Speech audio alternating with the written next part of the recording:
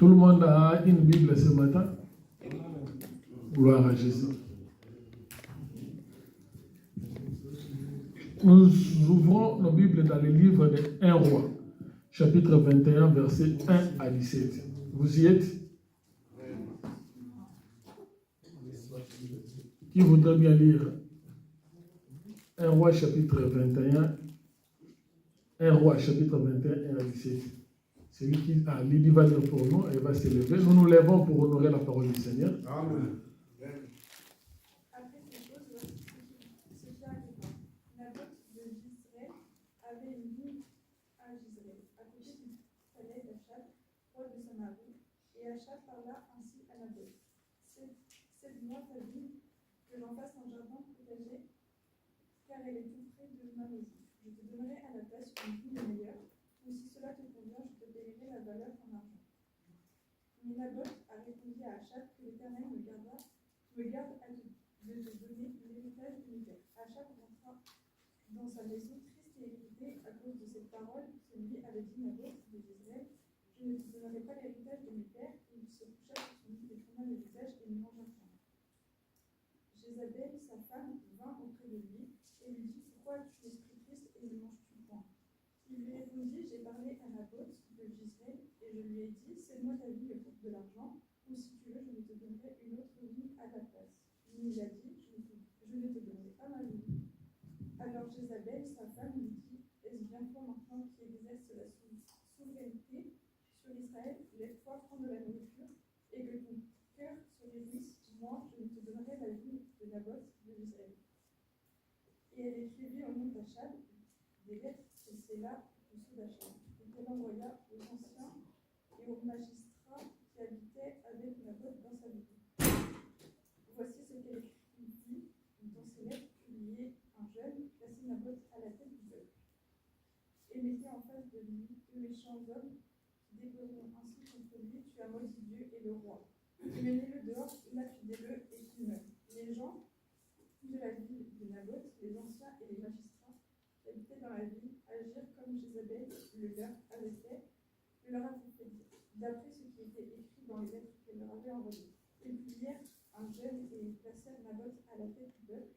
Les deux méchants hommes vinrent se mettre en face de lui, et ces méchants hommes déposèrent ainsi devant le peuple contre Naboth. Naboth a maudit Dieu et le roi, puis ils le menèrent hors de la ville, ils le lapidèrent et il mourut. Et ils envoyèrent dire à Jézabel: Naboth a été lapidé, il est mort. Lorsque Jézabel apprit que Naboth avait lapidé et qu'il était mort, elle a dit: Achab, lève-toi, prends possession de la ville de Naboth de Jezreel, qui a refusé de te la céder pour de l'argent. Car Naboth n'est plus en vie, il est mort. Achab, entendant que Naboth était mort, se leva pour descendre à la ville de Naboth de Jezreel afin d'en prendre possession. Alors la parole de l'Éternel fut adressée à Élie, le Tishbi, en ces mots: Lève-toi, descends au-devant d'Achab, roi d'Israël, à Samarie. Le voilà dans la ville de Naboth, et il est descendu pour en prendre possession. Amen. Amen. On va seulement s'arrêter au verset 4. On a dépassé un verset. C'est 1 Roi, chapitre 21, 1 à 16. Et puis nous allons également lire les livres de Matthieu. Nous allons Matthieu, quelqu'un d'autre va nous aider à lire maintenant ces passages. Nous sommes dans le livre de Matthieu, chapitre 21. Matthieu, chapitre 21, versets 33 à 39. Célestine va nous lire cela. Matthieu, chapitre 21, versets 33 à 39. Écoutez une autre parabole. Il y avait un homme, maître de maison, qui plantait une vigne. Il l'entoura d'une haie, il creusa un pressoir et bâtit une tour, puis il l'afferma à des vignerons et quitta le pays. Lorsque le temps de la récolte fut arrivé, il envoya ses serviteurs vers les vignerons pour recevoir le produit de sa vigne. Les vignerons, s'étant saisis de ses serviteurs, battirent l'un, tuèrent l'autre et lapidèrent le troisième. Il envoya encore d'autres serviteurs, en plus grand nombre que les premiers. Et les vignerons les traitèrent de la même manière. Enfin, il envoya vers eux son fils en disant: Ils auront du respect pour mon fils. Mais quand les vignerons virent le fils, ils dirent entre eux, voici l'héritier, venez, tuons-le et emparons-nous de son héritage. Et ils se saisirent de lui, le jetèrent hors de la vigne et le tuèrent. Maintenant, lorsque le maître de la vigne viendra, que fera-t-il à ces vignerons? Jusqu'à 39 ans. Ah bah c'est bon. Oui, amen. Hein? Alors, Jésus, nous pouvons nous asseoir.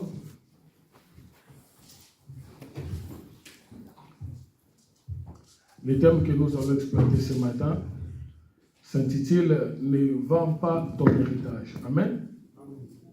C'est ça le thème que nous avons développé ce matin, tout au long de ce développement. Mais je pense que nous ne serons pas longs parce qu'on doit aussi avoir un petit temps pour la prière.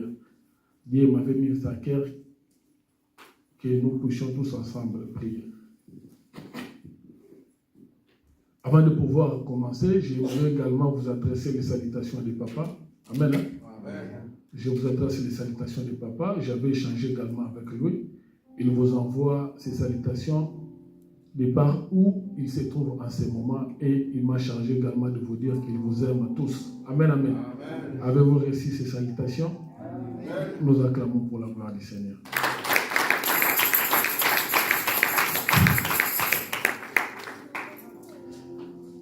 Gloire à Jésus, bien-aimé, comme nous venons de dire, notre thème s'intitule « Ne vends pas l'héritage ». Amen, amen. Un héritage, on ne le vend pas. On ne le vend pas, comme nous venons de lire, j'aimerais quand même revenir sur ces récits pour une meilleure compréhension. Ici, on nous parle d'Akab. Akab, il fut roi en Israël. Amen, amen. Amen. Akab, il fut roi en Israël. Israël, après la mort de Salomon, il y a eu un roi qui est venu après. Et il ne marcha pas devant l'Éternel. Et le royaume d'Israël se scinda en deux parties. Il y avait le royaume de Juda, il y avait un royaume qui était de côté, qui comptait des tribus, qu'on appelait le royaume de Juda. Et il y avait un autre royaume qui comptait 10 tribus. Parce que dans l'ensemble d'Israël, c'était 12 tribus, comme nous le savons tous. Mais à un moment donné, il fut scindé à deux. Il y avait le royaume de 2 tribus, qu'on appelait le royaume de Juda, et le royaume de 10 tribus, qu'on appelait la Samarie, Israël, bien entendu. Et dans ce royaume-là, il y avait aussi également ce roi qu'on appelait le roi Akab. Le roi Akab, c'est parmi les rois les plus mauvais que Israël a connus. Le roi Akab fut un roi qui se détourna de l'Éternel. Il ne voulait plus rendre culte auprès de l'Éternel et il est allé se prosterner devant d'autres dieux, les dieux de Baal. Amen, amen. Et dans Israël, il était interdit de pouvoir épouser une étrangère, de pouvoir prendre pour femme une étrangère. Mais voilà que ce roi qui était israélite, il a enfreint cette loi et est allé prendre pour femme Jézabel. Jézabel qui était une princesse du pays de Sidon. Amen, amen. Et dans le pays de Sidon, là-bas, ils avaient aussi leur divinité. Ils avaient leur dieu qu'ils adoraient là-bas. Ils avaient les Astartés et il y avait les Baal, les prophètes de Baal. Et c'est ainsi que lorsque Jézabel s'est retrouvée en Israël, comme épouse, comme femme du roi Akab, qu'il va rapporter, il va ramener en Israël ses dieux. Amen, amen. Il prend tous ces dieux qu'ils adoraient dans son pays de Sidon, il les ramène tous en Israël. À tel point qu'ils ont même bâti des temples pour ces faux dieux. Amen, amen. Alors que l'Éternel Dieu avait dit à Israël, vous n'aurez pas d'autres dieux devant ma face. Donc Israël dépendait entièrement de Dieu. Mais lorsque le roi est arrivé, il a détourné le cœur de la population, le cœur du peuple de l'Éternel. Et il a suivi les divinités de sa femme, qui s'appelait Jézabel. On a construit, on a bâti des temples en Israël, des temples de ces faux dieux-là. Et qu'est-ce qui est arrivé? Parmi les gens qui vivaient en Israël, évidemment la population était là, mais il y avait aussi certains membres, amen, certains habitants qui craignaient encore l'Éternel. Et parmi ces habitants, on comptait cet homme qu'on appelle Naboth, dont nous venons de lire l'histoire. La Bible dit, Naboth avait sa vigne, il avait un champ de vigne qui était juste à côté de la maison du roi. Donc, à côté du palais royal, lorsque le roi sortait sur son balcon, il apercevait de loin les vignes de Naboth, les champs de vignes de Naboth. Et en se faisant, le roi a commencé à convoiter cette vigne-là. Les vignes, pardon. Le roi a commencé à convoiter les vignes de Naboth, jusqu'à ce qu'il aille trouver Naboth, le propriétaire en question, où il lui dit ceci, je vais lire rapidement. Dans le verset, le roi dit à Akab, cède-moi ta vigne, pour que j'en fasse un jardin de potager, car elle est tout près de ma maison, et je te donnerai à la place une vigne meilleure. Mais roi, toi tu es le roi, tu as tout. Amen, amen. Tu as la possibilité d'avoir des terres. Mais ce roi ici, il porte sa convoitise seulement sur les champs de ses paysans. À tel point qu'il est allé les chercher pour lui dire, Naboth, cède-moi ta vigne, pour que j'en fasse un jardin de potager. Alors que les champs de Naboth, c'était un jardin de vignes. Amen, amen. Lui, il veut les transformer pour en faire un jardin de potager. Naboth a résisté à cela. Naboth a refusé. Mais Akab a insisté. Il est allé même dire que non, je peux te donner de l'argent. La valeur. Je vais te donner l'équivalent de la valeur de ton champ de vigne. Pour que tu me le donnes. Pour que les champs en question deviennent les miens. Mais Naboth a résisté. Naboth n'a pas résisté sans raison. Parce que Naboth s'est référé à ce que la parole de Dieu disait. Amen, amen. Naboth s'est référé à ce que la parole de Dieu disait. La Bible disait, d'après la loi de Dieu, dans le livre de Nombre, on peut lire ça rapidement, Nombre chapitre 36, 7e verset, écoutez ce que la Bible disait.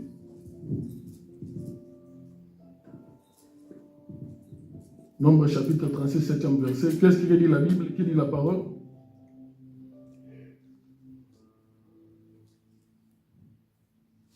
Je lis rapidement, Nombre chapitre 36, 7e verset. Écoutez ce que la Bible dit. Aucun héritage parmi les enfants d'Israël ne passera d'une tribu à une autre. Amen, amen. Aucun héritage. Donc Naboth a expliqué au roi Akab, il lui dit, mais les champs que tu me demandes, c'est l'héritage, amen, que j'ai reçu de mes pères. Amen, amen. Donc pour dire que si ça n'avait pas été un héritage, je te l'aurais cédé, je te l'aurais vendu. Mais c'est un héritage que moi-même j'ai reçu de mes pères. Donc du coup, Naboth tel qu'il est là, il savait qu'un héritage qu'on vient de recevoir, on ne peut pas le donner à une autre personne. Amen, amen. Parce que c'était une loi que l'Éternel lui-même avait déclarée. C'était la parole du Seigneur. Alléluia. La parole du Seigneur dit dans le livre, dit, aucun héritage parmi les enfants d'Israël ne passera d'une tribu à une autre. Donc le roi Akab, lui, il était d'une tribu, et Naboth ici, il était également d'une autre tribu. Donc Naboth, il observait ce principe ici. Il observait cette parole de l'Éternel, que tu ne peux jamais céder ton héritage. Amen, amen. Il est allé dire à ce roi. Et le roi ici, c'était un Israélite. Et il connaissait bien cette parole-là. Amen, amen. Donc pour dire que le roi qui était rebelle, il tient à tout prix à pouvoir prendre les jardins ou bien les champs de vignes de Naboth. Naboth a résisté à cela. Il dit dans le verset 4, il dit à Akab, que l'Éternel me garde, amen, de te donner l'héritage de mes pères. Donc vous voyez que cet homme ici, il s'oppose à tout un roi. Il y a un roi qui vient, qui formule la demande pour pouvoir posséder son vigne à prix d'argent, pour pouvoir posséder son vigne en échange d'une autre vigne meilleure que celui de Naboth. Mais Naboth a résisté à cela. Il dit que l'Éternel me garde de pouvoir te donner l'héritage de mes pères. Alléluia. C'est pourquoi on a dit, on ne vend pas quoi? L'héritage. L'héritage, ça ne se vend pas. Et voilà maintenant que ce roi a attristé. On voit déjà que c'était un enfant gâté, un roi gâté. La Bible dit, le roi est attristé, il est rentré. Suite à cette parole-là, que Naboth lui avait dit, le roi est rentré abattu. Cette journée-là, il n'a pas mangé, il était là passé toute la journée attristé. À tel point qu'il y a son épouse qui va venir. Il trouve le roi attristé, son épouse, sa femme Jézabel. Il trouve le roi qui était attristé et abattu. Il lui pose la question pour savoir, mais pourquoi tu es abattu? C'est toute la journée que je te vois là faire cette mauvaise mine. Qu'est-ce qui ne va pas? Le roi lui répond, il lui dit, j'étais allé voir Naboth pour qu'il puisse me céder ou me vendre son vigne. Mais voilà ce qu'il m'a répondu. La femme s'est exclamée. Il a dit, mais non, ce n'est pas normal. Toi, tu es le roi. Alléluia. Donc toi, tu es le roi. Il ne peut pas te répondre de la sorte. Amen, amen. Il ne peut pas te répondre de la sorte. En tout cas, sois à l'aise. Moi-même, ta femme, je vais faire des démarches pour que tu puisses acquérir ces champs, ces jardins de vie. Et c'est comme ça que Jézabel va demander à Akab, son époux, qui était le roi, de pouvoir se laver, de pouvoir, comment dirais-je, se ressaisir. Parce que lui-même, il va entreprendre les démarches pour pouvoir acquérir, pour pouvoir récupérer les vignes de Naboth. Alors la Bible dit, je suis en train d'expliquer cela parce qu'après on va entrer en profondeur. La Bible dit dans les livres, la Bible dit, c'est que la femme, en fait, Jézabel, sa femme lui dit, voici. Ok. Elle écrivit au nom d'Akab. Là, c'est la démarche de Jézabel. Jézabel a entrepris une démarche. Il a écrit une lettre. Il écrivit une lettre au nom d'Akab, au nom du roi, qu'elle scella des sceaux d'Akab et elle envoya aux anciens et aux magistrats qui habitaient avec Naboth dans la ville. Donc, il a écrit une lettre. Amen, amen. Cette femme-là a mis les sceaux du roi. Il a envoyé dans la ville où Naboth, les pauvres Naboth, les paysans, les propriétaires des champs habitaient. Il a envoyé une lettre là-bas. La Bible dit, écoutez ce que disait la lettre. La Bible dit ceci. Voici ce qu'elle écrivit dans ses lettres. Elle dit, publiez un gène, placez Naboth à la tête du peuple. Vous voyez, cette femme-là est en train de, comment dirais-je, elle est en train de monter un mensonge. Amen, amen. Elle est en train de monter quelque chose de néfaste, de négatif à l'endroit de Naboth. Il dit, publiez, placez Naboth à la tête du peuple et mettez en face de lui des méchants hommes qui disposeront contre lui. Qui diront, tu as maudit Dieu et le roi. Puis mettez-le au dehors, lapidez-le et qu'il meure. Alléluia. Jézabel a fait cette lettre-là. Parce qu'elle sait que la Bible disait, la loi disait, la parole de l'Éternel disait, une vérité ne peut être considérée comme vérité que s'il y a des positions de deux témoins. S'il y a des témoins qui viennent et qui affirment cette chose-là sera considérée comme vérité. C'est pourquoi Jézabel va écrire la lettre. Il envoie dans la ville, les magistrats, là où se trouvait Naboth, il a dit, cherchez-moi là-bas dans votre ville-là, trouvez des méchants hommes qui viendront témoigner négativement sur Naboth. Et ils diront de Naboth qu'il a maudit Dieu parce qu'il était interdit de prononcer des malédictions à l'endroit de l'Éternel. Amen. Amen. Il était interdit en Israël de dire des malédictions à l'endroit de l'Éternel. Il était également interdit de maudire le roi. Parce que Moïse, la parole que l'Éternel avait donnée à Moïse disait, la personne qui maudira l'Éternel, il sera passible de mort. On va les lapider jusqu'à ce qu'il meure. Vous voyez, cette femme qui avait d'autres dieux, mais il s'est référé à la parole de l'Éternel pour pouvoir faire quoi? Pour pouvoir faire périr Naboth. Et la Bible dit, la lettre est finalement arrivée dans la ville où Naboth habitait.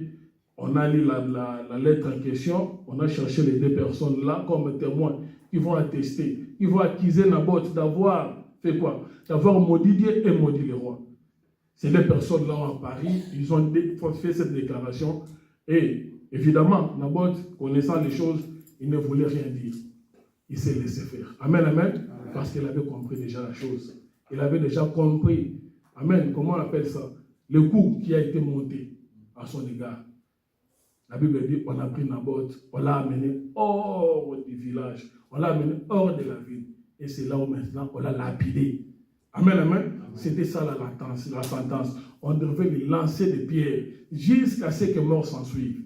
Et c'est comme ça que ces pauvres paysans qui ne voulaient pas vendre l'héritage de ses pères a fait quoi? Est allé mourir. Alléluia. Donc nous comprenons directement que cet homme ici, le propriétaire de la vigne, il a défendu la vigne parce que la vigne, les champs de vigne, les vignes étaient l'héritage de ses pères.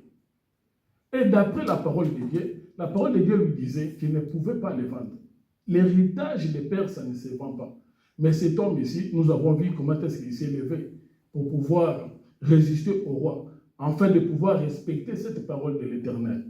Donc nous comprenons directement que cet homme de Naboth, le Seigneur Jésus-Christ, quand il va arriver, il va dire aux Juifs, il va dire aux Juifs, il va leur dire, vous sondez les Écritures, parce que vous pensez trouver en elles la vie, alors que les Écritures rendent témoignage de qui? De moi. Donc cet homme de Naboth, où nous venons de lire, c'était en réalité le type du Seigneur Jésus-Christ. Alléluia. C'était le type du Seigneur Jésus-Christ. Et le vigne a une signification. Le vigne, dans le livre des Psaumes, chapitre 128, verset 3, le vigne peut avoir une signification de la femme. Est-ce qu'on peut le lire pour avoir une idée? Psaume 128, verset 3.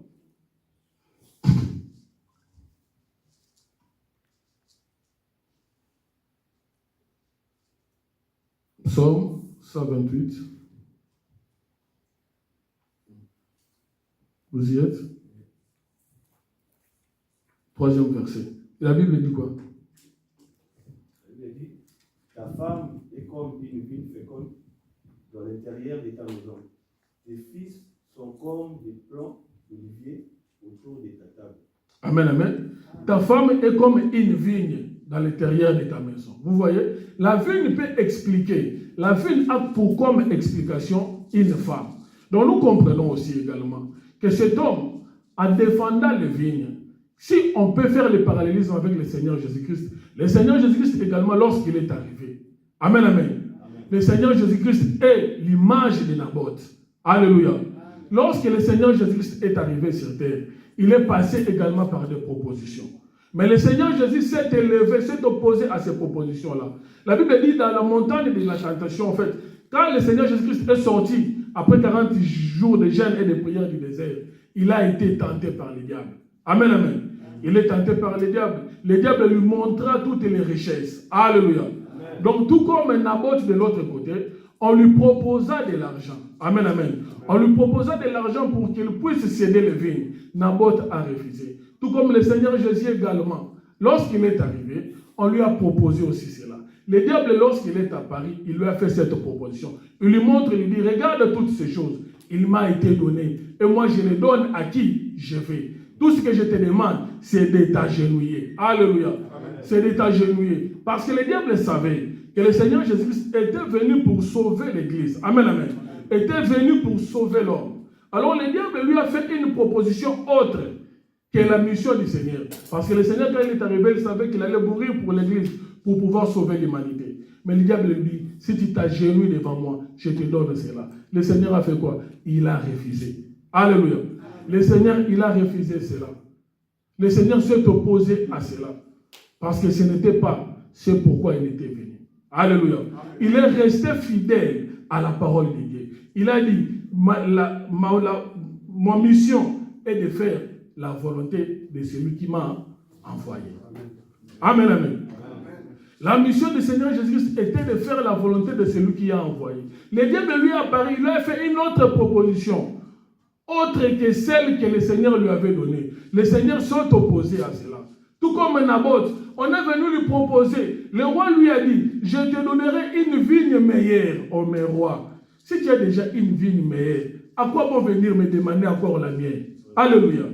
Mais tu dis déjà que je te donnerai une vigne meilleure. Donc je comprends que toi, roi, tu as déjà une vigne qui est meilleure que la mienne. Alléluia.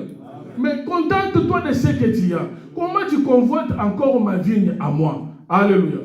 Alors que ma vigne à moi, c'est un héritage qui vient de qui? De mes pères. La Bible dit, nous sommes co-héritiers avec qui? Avec Christ. Nous aussi, nous sommes héritiers. Et co-héritiers avec qui? Avec le Seigneur. Alléluia. Nous allons lire un livre rapidement. Matthieu chapitre 26.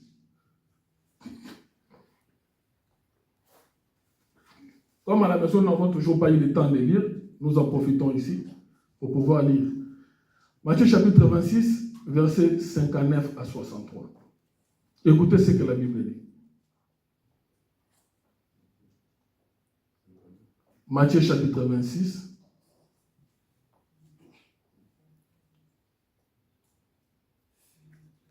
Vous y êtes? Matthieu chapitre 26, versets 59 à 63. Celui qui est, il peut déjà nous aider à lire.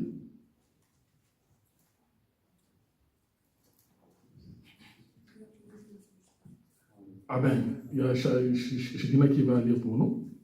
Le chef des prêtres et tous les tribunaux religieux cherchent une fausse raison d'accuser Jésus. Alléluia, on va lire le modèle. Vous avez vu? Oui, lui, il a une autre version. C'est le même, mais il a une autre version. Celui qui a lui second qui lui prête, alors qui a un téléphone qui a une version lui second. Donnez-lui lui second, c'est mieux. Prends le lui second qui est là rapidement. Oui, voilà. Alors, lis à haute voix. Nous allons lire sans modèle. Écoutez ce que la Bible dit. Les principaux sacrifices et tout le saint viendront chercher quelques faux témoignages. Ici, on parle du Seigneur Jésus-Christ lorsqu'il fut arrêté. Amen, amen. On parle de Jésus-Christ lorsqu'il fut arrêté. La Bible dit les principaux sacrificateurs, les souverains de l'époque, les magistrats de l'époque. Alléluia. Ils cherchaient quoi?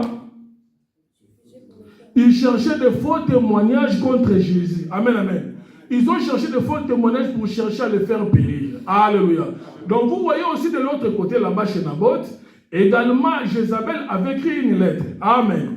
Il a dit qu'on puisse trouver également de faux témoins qui viendront témoigner à l'encontre de qui? De Naboth. Pour pouvoir le faire quoi? Le faire mourir. Amen, amen. Ici le Seigneur également se retrouve dans la même situation que Naboth. La Bible dit les principaux sacrificateurs sont en train de chercher de qui? Des faux témoins. Alléluia. Des faux témoins pour faire mourir le Seigneur Jésus. Descends, on y va.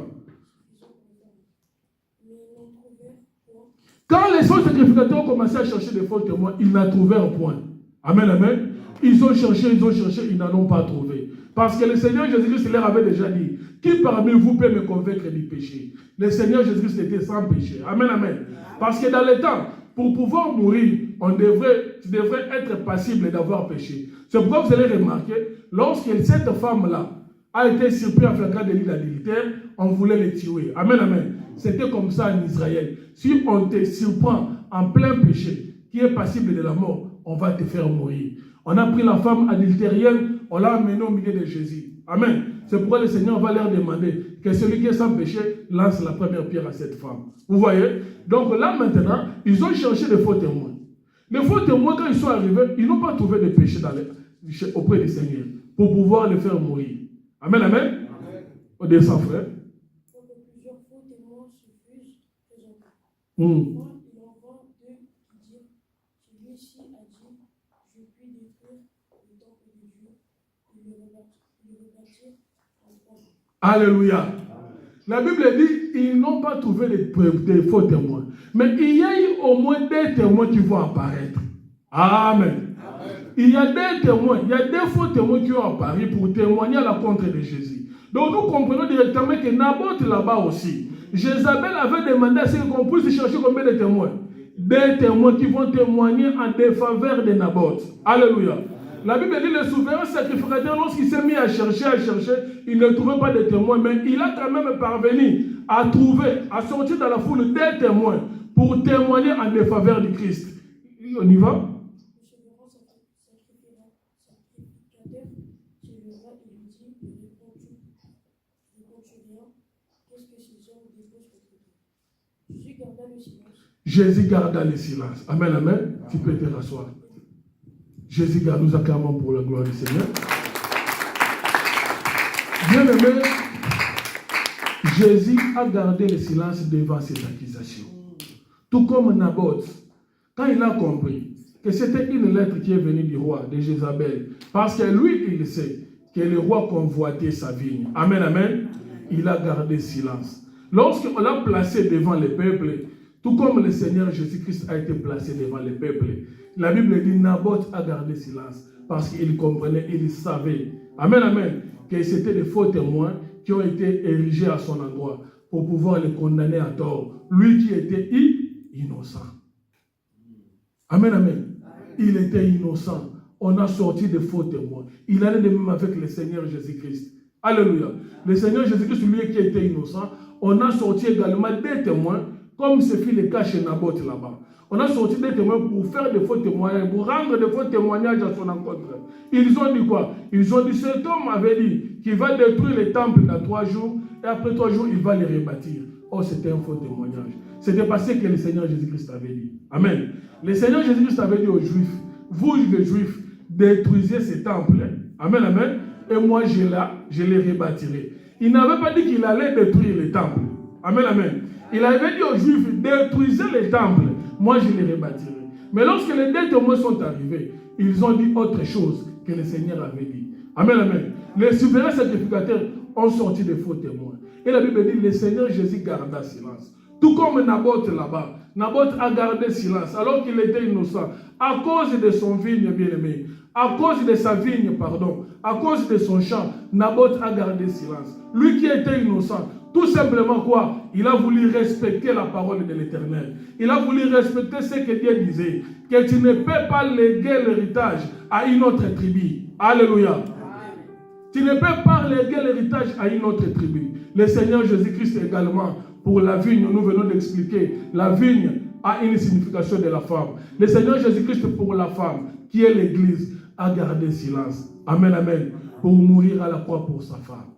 Tout comme Naboth a accepté de mourir et non de rendre les vignes à Akab. À cause de cela, il mourut, il fut lapidé. La Bible dit, le Seigneur Jésus-Christ l'amena en dehors du camp. Tout comme Naboth fut également lapidé en dehors du camp. Bien-aimés, je vous ai fait le parallélisme pour que nous puissions comprendre. Amen, amen. Tout ce qui s'est passé dans l'ancienne alliance, tout ce qui s'est passé dans la loi, ne parlait que de Jésus. Mais le Seigneur Jésus-Christ a dit quoi? Ayez en vous les sentiments qui étaient en Jésus. Bien-aimés, nous également, nous sommes co-héritiers avec Christ. Amen, amen. Combien d'entre nous ici seront capables de pouvoir conserver l'héritage? Combien d'entre nous peuvent garder l'héritage? Alléluia. Combien d'entre nous, aujourd'hui, est-ce qu'il y a des enfants de Dieu qui sont en mesure de garder la parole? Naboth a gardé la parole. Il en est même mort à cause de cette parole-là. On a adressé de faux témoignages contre lui. Mais Naboth a résisté même au roi. Amen, amen. Combien aujourd'hui abandonnent la foi? Abandonnent la foi à cause, je ne sais pas moi, des pressions du monde. Les choses ne marchent pas. Quelqu'un qui était chrétien, il abandonne sa vie chrétienne. Combien? Amen, amen. Personne aujourd'hui n'est comme Naboth. Personne aujourd'hui n'est comme Jésus-Christ. Alléluia. Nous sommes appelés à garder la parole. L'héritage ne se vend pas, bien aimé. Nombreux aujourd'hui vendent l'héritage. Le diable, il vient, il fait des propositions. Le Seigneur, on lui a proposé. Il a résisté. Naboth, on lui avait également proposé. Il avait résisté. Mais combien des enfants de Dieu aujourd'hui, ils vendent l'héritage? Ils s'élèvent à l'encontre de la parole. On lui dit une chose, il cède à cela. J'aimerais nous faire cette interpellation-là. Soit nous sommes des enfants de Dieu, soit nous ne le sommes pas. Alléluia. Le Seigneur Jésus-Christ a dit, voici, regarde là-bas. Quand on est venu les chercher pour lui dire, il y a tes frères et tes sœurs qui sont dehors en train de te chercher. Le Seigneur a répondu, il a dit, regarde. Il a montré les hommes qu'ils enseignaient là, les disciples. Il a dit, ce sont ceux-là, mes frères et mes sœurs. Amen. Ceux qui écoutent et qui mettent en pratique quoi? La parole de Dieu. Amen, amen. On ne prêchera pas seulement la bénédiction. On ne prêchera pas seulement l'élévation. Alléluia. On va également prêcher la conduite de Naboth. La conduite de Naboth qui a accepté de mourir pour sa vigne. Alléluia. La parole de Dieu. Combien d'entre nous y cèdent devant cela? On leur a fait une proposition. Il abandonne le Seigneur à cause des pressions de la vie. Les choses ne marchent pas. Devant une situation, devant les difficultés, il abandonne le Seigneur. On en connaît. Moi, j'en connais aussi beaucoup. On avait bien commencé avec lui. Et avec le temps, comme les choses ne marchaient pas, il a lâché. Amen, amen. C'est pas c'est à quoi le Seigneur nous appelle. C'est pas c'est à quoi le Seigneur nous attend. Amen, amen. Nous devrons être comme des Naboth. Des Naboth, contre les propositions, il a résisté. Contre de faux témoignages, il a résisté. Parce qu'il faut être faire très attention. Le diable est malin. Regarde Jézabel. Il prend la parole de l'Éternel, sachant que lui-même, il n'adore pas ces dieux-là. Mais il vient, amen, amen, utiliser la parole du Seigneur pour faire tomber Naboth. Il y a de ceux-là aussi qui ont résisté aux avances de la vie. Mais c'est seulement qu'ils sont tombés par de faux prophètes. Amen, amen. De faux enseignements qui les amènent loin de Dieu. Nous lisons le livre de 1 Timothée, s'il vous plaît. 1 Timothée chapitre 1, verset 14 à 15. Aujourd'hui, Naboth représente les hommes et les femmes qui connaissent la valeur et l'importance des choses qu'ils ont reçues de Dieu. Aujourd'hui, Naboth représente des hommes et des femmes qui ne cèdent pas devant la pression du monde. Bien-aimés, en ces temps de la fin, le combat, ce ne sera pas seulement contre les liens. Amen, amen. En ces temps de la fin, le combat, ce ne sera pas seulement contre les attaques des familles. Le combat sera aussi contre ce que le monde nous propose. Qu'est-ce que le monde est en train de te proposer pour que tu puisses abandonner ta foi? Il y a certaines personnes qui sont parmi nous. Ils sont là, mais ils ne sont pas là. Amen, amen. Ils sont là. Ils sont comme des enfants de Dieu, mais ils ne vivent pas la vie de Dieu. Alléluia. Il faut vivre la vie de Dieu en entièreté. On ne vend pas l'héritage. Face aux propositions du monde, la personne cède. Les choses ne marchent pas. On lui propose, il lâche. Il y a une secte qui a pris de l'ampleur au niveau de l'Afrique là-bas. Il y avait des gens qui venaient.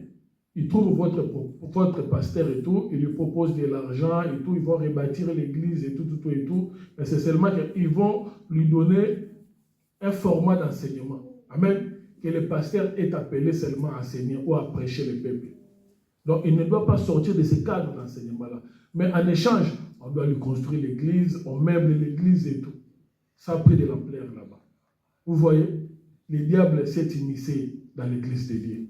La Bible dit, au tout début, le diable combattait l'église. Mais comme il n'arrivait pas à éteindre l'église, il a fait quoi? Il est entré. Amen, amen. Il compose maintenant avec l'église de Dieu. Toi qui es un enfant de Dieu, tu dois faire ce distinguo. Jézabel envoyait des lettres au nom de la parole du Seigneur, mais alors que ce n'est pas la parole de Dieu. Toute parole qui est prêchée aujourd'hui, ce n'est pas forcément la parole de Dieu. Le diable aussi parle bien-aimé. Quand il est approché de Jésus-Christ, il a dit à Jésus, il est écrit. Amen.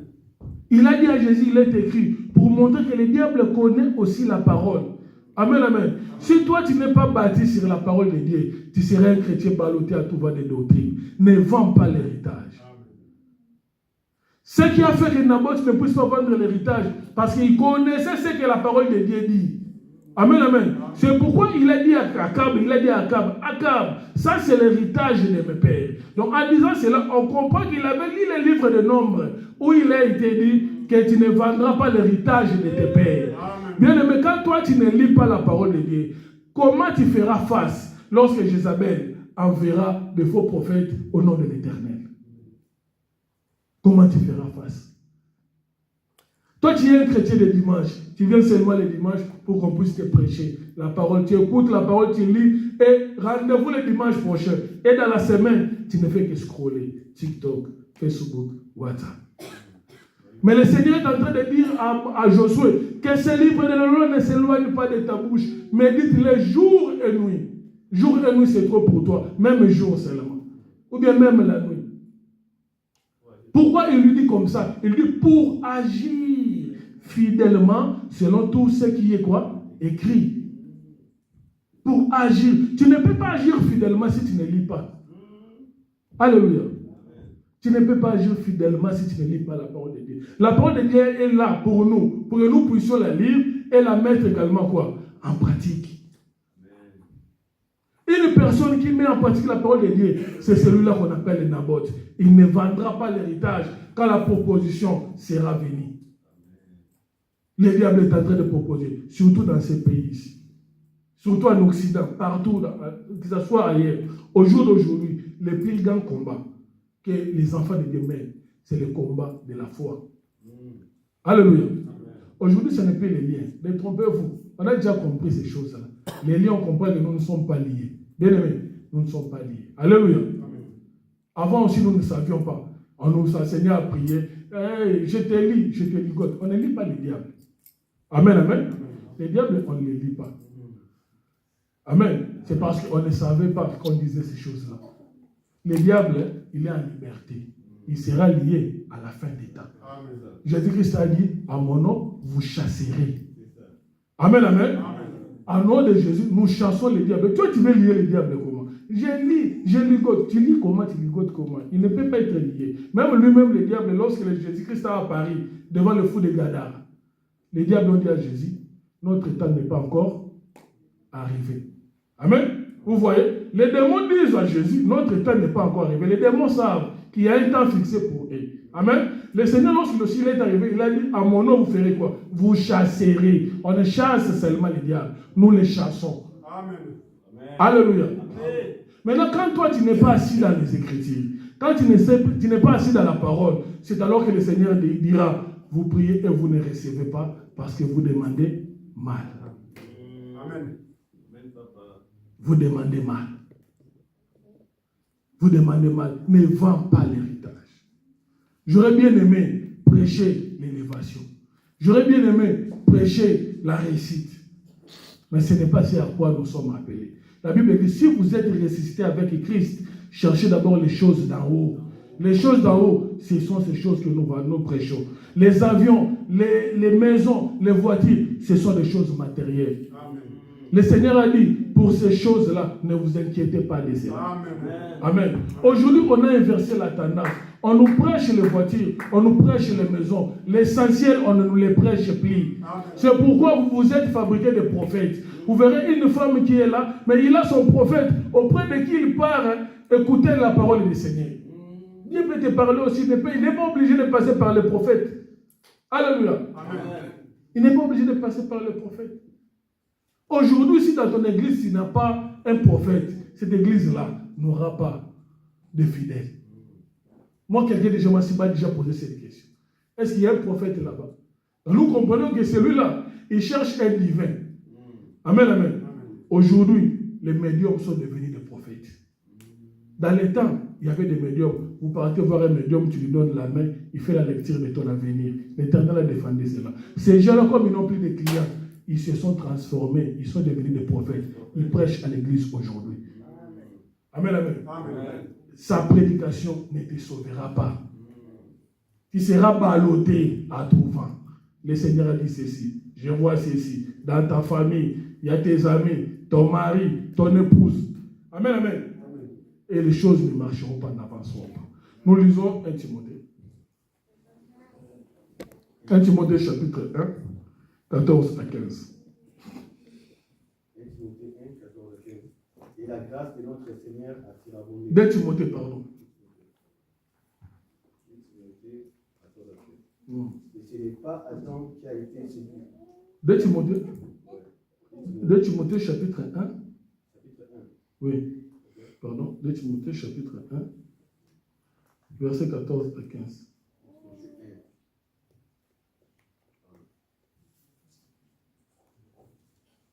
2 Timothée chapitre 1, 2 Timothée chapitre 1, 14 à 15. Écoutez ce que la Bible dit. Car les bons dépôts par le Saint-Esprit qui habite en nous. Ici, l'apôtre Paul est en train de s'adresser à Timothée. Amen. Il dit à Timothée, garde les dépôts. Alléluia. Garde les dépôts. L'apôtre Paul est en train de dire à Timothée, garde l'héritage. Amen, amen. Les dépôts dont il est question, il s'agit de l'héritage. Garde la parole. Amen, amen. Garde l'enseignement. Amen. Garde l'enseignement. Comme Naboth avait refusé de vendre l'héritage. Ici, l'apôtre Paul est en train de s'adresser à Timothée en disant, Timothée, ne vends pas l'héritage. À cause de la pression du monde, les gens vendent l'héritage. Amen, amen. Les choses ne marchent pas. Les gens se livrent à l'impudicité. Les gens se livrent à l'alcoolisme. Les gens se livrent à l'abandon. Pourquoi? Parce que les choses ne marchent pas. Mais ici, l'apôtre Paul adresse à Timothée, il dit, garde l'héritage. Amen. Descendez. Tu sais que tous ceux qui sont en Asie m'ont abandonné. Oh, l'apôtre Paul est en train de se plaindre. Quand il est allé prêcher en Asie, il est allé avec des gens. Amen, amen. Il est allé avec des disciples. Écoute ce que l'apôtre Paul va dire. Entre autres, Phygène et Hermogène. Hermogène et Phygène ont suivi l'apôtre Paul en Asie quand il est allé faire la prêche là-bas. Quand il est allé prédiquer, quand il est allé évangéliser l'Asie. L'apôtre Paul, lorsqu'il s'est retrouvé là-bas, amen, amen, il a mené des disciples, ces deux enfants-là. Il y avait Phygène, ces deux personnes, et Hermogène. Mais l'apôtre Paul est en train de dire à Timothée, ah Timothée, les gens que j'avais amenés ici, ils ont vendu l'héritage. Alléluia. Ils ont vendu l'héritage. Il dit à Timothée, Timothée, Phygène et Hermogène m'ont abandonné.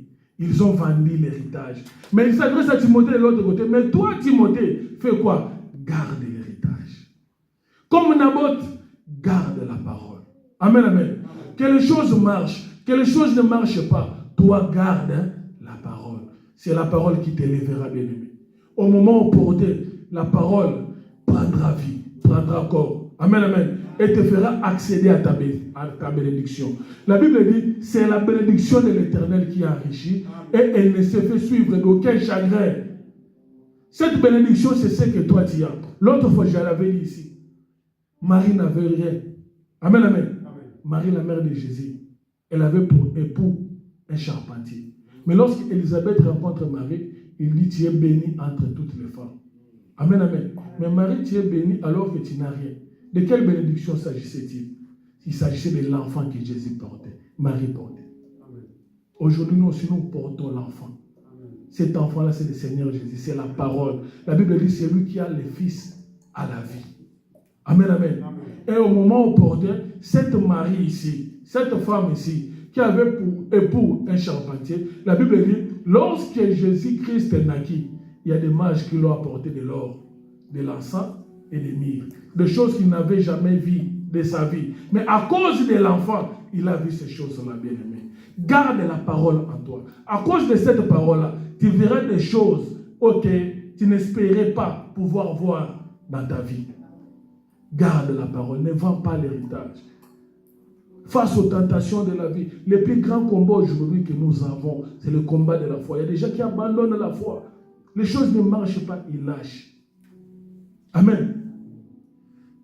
Les buts escomptés, il voulait atteindre des niveaux. Il voulait, quand il y avait des projets dans sa tête, il voulait évoluer par rapport à ces projets. Mais comme il n'arrive pas à les réaliser, il cède. On ne vend pas l'héritage. On ne vend pas la parole de Dieu. J'ai aimé dans le livre de Daniel. Daniel, verset 1, 8e, Daniel chapitre 1er, 8e verset. La Bible dit, Daniel résolut de ne pas s'essuyer avec les mains du roi.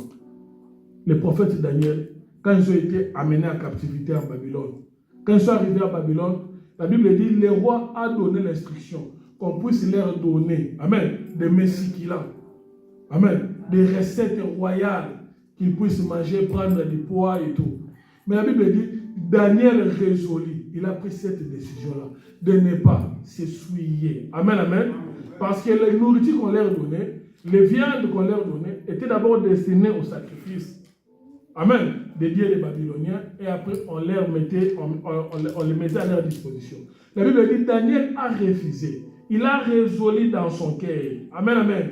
Naboth a résolu dans son cœur de ne pas vendre l'héritage. Daniel a refusé de ne pas s'essuyer avec les mains du roi. Quelles sont les mains du roi? Ce sont des choses que nous voyons aujourd'hui. Ce sont des choses qui sont autour de toi. Tout ce que tu vois, ce sont les mains du roi. Mais Daniel avait résolu de ne pas s'essuyer avec ces choses-là. Alléluia. De ne pas s'essuyer. Garde la parole de Dieu. Ne vends pas l'héritage, car l'héritage t'élèvera. Amen. Ne vends pas l'héritage, quelles que soient les conditions, quelle que soit la situation que tu es en train de traverser. Attache-toi à la parole. Amen, amen. L'apôtre Pierre a dit que les choses que vous vivez, les choses que vous sachez que les mêmes souffrances sont imposées à vos frères dans le monde. Amen. Les choses que toi tu es en train de vivre là, tu n'es pas le seul à les vivre. Il y a aussi d'autres personnes, amen, amen, qui sont en train de vivre les mêmes choses que toi. Amen. Mais qui n'ont pas cédé, qui n'ont pas lâché. Alléluia. Élie est venu devant l'Éternel, il dit au Seigneur, Élie a dit, On a tué tous les prophètes. Elle parle de cette femme-là, Jézabel. Jézabel a tué tous les prophètes. Je suis resté moi seul. L'Éternel a dit, Élie, Élie, il y a encore 7000 autres. Alléluia, j'aime ça. Amen, amen. Élie vient trouver l'Éternel, il dit, Seigneur, je suis resté. Donc pour Élie, il était resté le seul à vivre cette situation. Amen, amen. Mais pour Dieu, il savait qu'il y a 7000 autres. Amen. À part Élie, qui sont dans la situation d'Élie, mais qui n'ont pas fléchi les genoux devant Baal. Je suis resté moi seul. Et Jézabel cherche à me tuer. L'Éternel dit à Élie, ne dis pas ça. Il y a 7000 autres. D'ailleurs, toi, tu as fouillé. Mais les 7000 autres là sont toujours là-bas. Amen, amen. Dieu te connaît. Élie ne connaissait pas. Il était un prophète de Dieu. La Bible dit Dieu ne fait pas une chose sans avoir révélé à ses serviteurs les prophètes. Mais Élie ne savait pas qu'il y avait 7000 autres. Mais Dieu savait qu'il y avait 7000 autres. Amen, amen. Donc tu es parmi les 7000 autres. Dieu sait ce que tu es en train de vivre. Alléluia. Dieu sait ce qu'il est en train de traverser. Mais au moment opportun, il va se manifester. Amen, amen. Tu auras gain de cause. Tout ce que moi je te demande, de ne pas vendre l'héritage. Amen. Hein? Nous acclamons pour la gloire du Seigneur.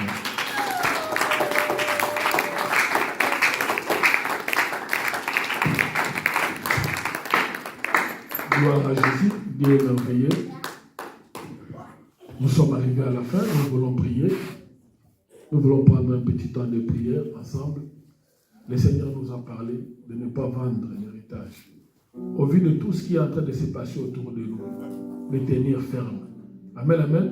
Au vu de tout ce qui est en train de se passer autour de nous, de garder la parole comme Naboth. Naboth a refusé de vendre l'héritage.